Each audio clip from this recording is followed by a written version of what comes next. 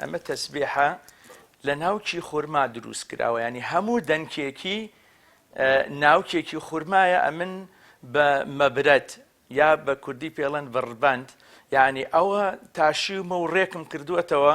لەبەر ئەوەی کە ینی خۆش بەدەسەوە بیژیرێ و پاشان لای خۆمان شتێکی پێیان ئەوە درەوشە جاران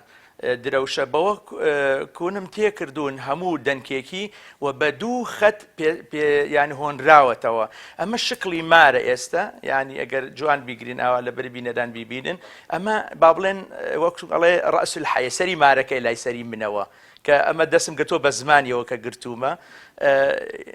ینی بەم شێوەیە هۆنراوەتەوە و دانەی کەشیان لە لای جەنابتە بە شکلی ماسی تقریبەن دروست کراوە ئەوەیان کە جۆرەکەیان دروست کراون. ئەمە تەسبیحی خورمایە. مامۆستاوە چۆن بوو ئەزانگە من ئەوم دەست داواتێ بە شکلی ماسیەوەیە قوربان ئەوە هینە ئەو دوو زەنگۆڵی بچووکی پێوەیە لەبەرێ کە دۆستی بدەیتە من بزانم کامیان بەدەستی تۆوەیە.